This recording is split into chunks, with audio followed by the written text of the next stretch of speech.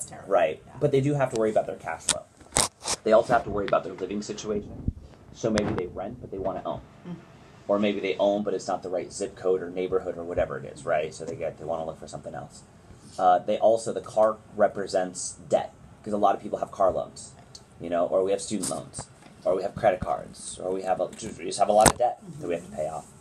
We also have to worry about our long-term savings, that we are saving money for the future, that it's compounding, it's growing, so that way if we do, I always say retirement to people, but I want them to understand retirement doesn't mean we stop working. Mm-hmm.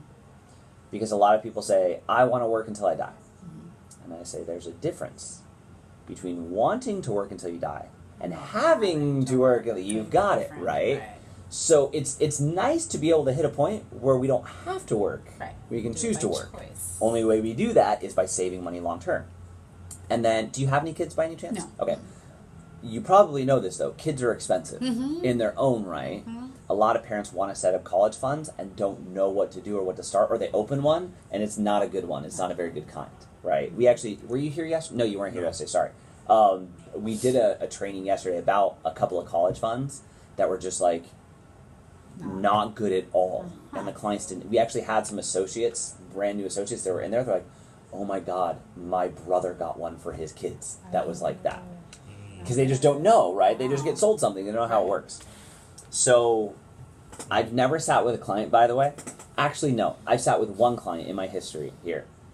But most clients, 99% of clients, it's not like they come to me and say, Chris, I make the most amount of money and I love my job and I live in my dream house and I have no debt and I've been saving money for years and it's growing and compounding and protected, and our kids, if we have them, can go to whatever school they want. We've saved up enough for them. It's like a perfect scenario. Yeah, right? It doesn't really exist, right? Again, statistically speaking, even people who are in the 1% don't even all have that all lined up. So there's always like something people kind of want. So I always ask people when I'm sitting with them, just because I want you to get value too out of today, are there any of these areas that you really would want me to focus on more as I'm doing the training? Is it more just about like increasing cash flow? Is it about saving for properties? Is it about paying off debt, saving money long term? Probably not kids then. Probably not kids, no. Yeah. Definitely saving money long term so that, pretty soon here, around the corner, I'm going to be wanting to work when I'm 70. Okay, yeah. Do you mind if I ask how old you are right 45. now? Okay, so have you thought about a retirement age? Lately, yeah. Is it like the traditional 65, or are you thinking of earlier than that? Well, I'd like to stop working tomorrow if I could. But oh, sorry, yeah. I was like, everyone says that. I'm like, have you thought about that? I'm like, tomorrow. I'm like, well, I'm not a magician, deadline. right? I can't just like, 65 would be great, but realistically, I don't know if that's going to happen. Okay, but you've never actually, well, I'll get to this in a second. Do you know what a FIN number is, a financial independence number? FIN? Yeah, have you ever heard of that before? I think so, but I'm not really sure.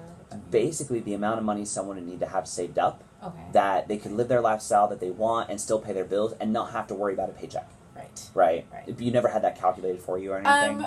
At another employer, we had somebody come in from a 401k business that said something about when you retire. This was probably like 8 years ago, maybe more. When you retire, you're going to need at least $1 million, and that's just for groceries and gas and to pay your house if you have one, or just for basic bills, you need $1 million. Yeah. Nothing fancy or special. Okay. Something like that. I don't like being negative towards other people. I don't like it when they say $1 million, though. Okay. Because for a lot of clients, they need less than that. Okay. A lot of clients need more than that because different people want different things. Right. So it's not a one-size-fits-all. Everyone needs $1 million, right? Especially because think about it, in 20 years, $1 million is not going to be worth $1 million, Exactly. right? You got to calculate inflation and all that. But anyways, we'll talk more about that later. Okay. What we want to do then is to teach people how to build a financial foundation that can stand in place in case if they're married or if they're single, if they're disabled, if they lose their job, or if they are married, they pass away, they lose one of those incomes, that foundation is still strong though. And so what very wealthy 1% of clients do when they build their financial foundation is start here from the ground and they build up. So what they do, the very first thing that they do is they protect all their assets. They call proper protection. This is where, do you know much about wills or trusts? Okay. So will or trust, they set that up to make sure if they do pass away, all of their assets, the government doesn't come in and tell it where it goes. Okay. That the family, the will actually says where it goes and who it goes and what percentage and all that sort of stuff. Is that what the protection is referring to? Exactly, yeah. right, is just to protect the assets. So if there is a family death, or if they're mentally disabled or incapable, there's no question as to what they wanted to have happen. Right, so wills and trusts, that's how it works. But the other thing they do is they have all of their insurances in order. Okay. Right? Do you happen to know the top 2 reasons for bankruptcy in the United States? Never read it before? Okay. I hear a lot of people say divorce or credit cards. Neither one is actually the top 2. Number 1 is unpaid medical bills. People get sick, they can't afford it. Number 2 is a death in the family. You have 2 income earners. Let's just say they both, they're living a $100,000 lifestyle. Okay, they're both making $50,000, and one of that incomes goes away, that you can't get disability, you can't replace it, right? It's just gone. How do you live a $100,000 lifestyle off $50,000? Right. You don't. Actually, that happened to us. Right. Okay, yeah. It's when Dad died. Oh yeah. Yeah. Our life share. I forgot about that. Yeah. But but that happened to us. Yeah. So obviously, like, it's not like life insurance replaces the person, but at least like my mom was lucky enough to where. My dad had some weird health issues too, so we didn't have as much life insurance. But she didn't have to grieve and worry about bills at the same time. Right. Oh, that's just Right, or at least those bills were taken care of. She went back to work and everything, but she didn't have to deal with how am I going to pay the bills, and now we have to sell the house, and now we have to all of that stuff, right? So a lot of our clients do have life insurance, but they have no idea how it works. And I'll even ask them, I'll be like, well, how much is the death benefit? And they'll say, I don't know. I'm like, okay, well, what are you paying per month? Well, I think I'm paying like this. Okay, or maybe it's one where like money, it's called cash value, so money grows in it. It's like, okay, well, what are like the interest rate charges, or what's like the fees or any of that? Like, I don't know. I'm like, so you basically just bought something and have no idea what you're paying for it and no idea what you have. And they're like, yeah, yeah. That's just, it's common, and it's a tragedy, but it's sad, but nobody knows about this stuff, so we have to teach people all that. Next thing is we make sure the wealthy clients make sure they're out of debt, they're debt-free, or they're paying off their debt the most efficient way. So have you ever heard of debt stacking or snowballing before? No. It's just a basic way of paying off debt, where the simple version is this. Let's say there's, I'll draw it out actually. Let's say we have a client who has 3 different credit cards. And let's say they have a balance on each of them. So 1,000 on one, 2,000 on the next one, and 3,000 on the next one. And let's say we've done their budget and they have $300 extra they can use to pay off the debt. What a lot of people do is they break it up evenly. They put $100 to each card to try to pay them all off evenly. Right. Okay. I see why people do that, but mathematically, it's not the most efficient way. Either we pay the minimums on 2 of the cards. Okay. Usually the ones with the highest balance. Okay. And then we take the extra money, the extra 200, right, to pay off the first card and focus on one card at a time. Pay that card off. It's an emotional win for the client. Right. And now they're like, sweet, I can actually do this. Now we take this 200, instead of going out and enjoying life, we stack it on top of the next payment. It's like a snowball that starts at the top of a hill and gets bigger as it goes down. Right. You pay off the rest of that card, then you take all of it and you pay off the rest of that card. Another way of doing it is you look at interest rates.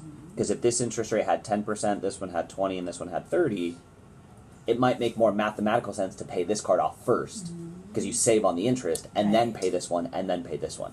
Okay. It just depends on what a client wants to do.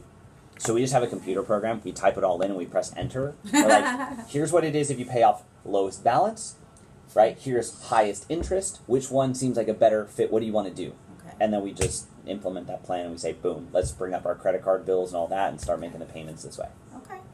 Right, so a lot of people like that. The next thing they do is they build up their short-term savings, basically their emergency funds. Right. Have you heard of that before? Yes. Okay. So we usually teach people to have 3 to 6 months. Right. I don't know what you heard, but that's what we like to teach people. Right. I've heard that. So it's basically just enough money saved up where if they lose their job, or their car breaks down, or they get sick, or something like that, they don't have to use a credit card. Because most people's emergency funds are what? The credit. Exactly, right? And then they're in debt and they can't get out. Okay?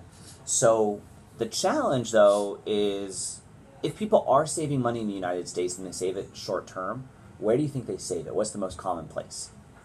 Oh, probably just their savings account? That's what it is, right? So I was looking for this. Here it is. Do you currently have a savings account? Doesn't matter if it has money in it. You have one, right? Okay. Everybody does. What bank do you use? I have a credit union. Okay, credit unions are a little bit better. I like credit Yeah. unions. Okay. Do you know what the interest rate is on your savings account right now? Have you looked at that lately? Well, not lately because my money has been so low in the last All couple over the years. place, All yeah. over the yeah. Yeah. So before I did, but now I don't. Okay, most places, any of the big banks, and even some of the credit unions, It's not much. 0.01. Yeah, I know it's not much. 1% of 1%. That's terrible. But why do you think people save it there? What are the most common answers? There's usually two. Because it's easy and it's joined with your checking account and it's Ease of convenience. access, convenience is one. Number two is safety. Okay. They don't want to invest it because they don't want to lose it, so they put it in the bank. Okay, and I get it. Here's the challenge, though.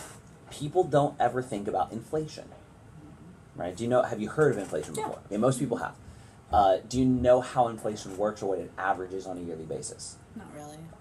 So inflation averages about 3% a year. It's kind of like the cost of living always is going up, right? And it usually averages about 3%. So if I have $1 today, it's not worth $1 next year, right? Because my dollar is the same, but my purchasing power is not. Right. So it's very simple math. Okay, again, English major. If our money is growing at 0.01, but we're losing 3% to inflation, what does that mean? In the negative, right? Yeah, you're in the negative, right? Or I would say this: you are safely in the negative, right? Everyone's like, "Oh yeah, you're losing money." I'm like, "No, no, no. You You're are not. safely losing money." Okay. Because that's why everyone does it. It's safe, it's safe, it's safe. It's safely losing every single year. Huh. So we have to teach people there's ways to save money, right? That are short term, that's liquid, just like a bank, where it's actually an investment account, but it does like 2, 3, 4% of interest. It's nothing crazy. They're not going to see a lot of growth. They're not going to see a lot of losses. It's going to average to 2, 3, 4%. It's going to keep pace with inflation. Okay. Most people have no idea how to do that though. So we have to teach them how to do those things. Okay. Last thing is their long-term savings, basically that fin number like I was telling you about. You know, just helping people calculate that number and putting it together a plan so they can get there. Because that's the other thing too, is that people can have that target, but they have to implement a plan that's going to get them there inch by inch by inch, right? So when it comes to long-term savings, we go into it a little more detail, right? But that's basically the financial foundation. People have to make sure that they're properly protected. Okay. They have to make sure they're paying off their debt. They have to make sure they're building their short-term savings and that they're saving their money long-term. That's it. They don't have to do 18,000 things. Okay. They gotta do 4, Okay. right? Coming back to long-term savings though, this is where I come back to, you don't need to go to a fancy school or do any of this to be good with numbers, good with good with money, right? So I use a health example first, because basically to become healthy, we have to do 3 things. To become wealthy, we have to do 3 things, right? And so you obviously didn't go to like medical school. You're not a doctor. You're not a nurse. You're not a dietitian, right? But if I came to you, and it's Rashawn, right? Yes. Okay, because you said Russian, and I was like in my head, I was like, Oh, Russian. that got me confused. I was like, no, Rashawn. I had it the first time. If I came to you and said, Rashawn, I want to be physically healthy, not mentally, not emotionally, not spiritually. That's a different conversation. But just physically healthy. What 3 things would you tell me to do? To eat right, Okay. work out, Yes. and get a good amount of sleep. Boom. There it is. All 3. Everyone always Got gets that. eat right and exercise, and they always like sleep is the 3rd one, but they forget about that one. Okay. Now, whether or not we follow that advice is different, but we all know what it takes to be healthy. I ask anyone out there on the street, they get eat right, exercise, most of the time they get sleep. But they're not doctors, they're not nurses, they're not dietitians, they're not nutritionists. So I'm always like, well, how did we learn that stuff then? Like honestly, like where did you learn it? Oh, just heard it.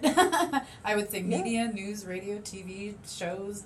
It's all around Documentaries, us, just- right? It's mostly Yeah. parents too, right? Like parents tell us, Yeah. go to bed, it's past your bedtime, Right. right?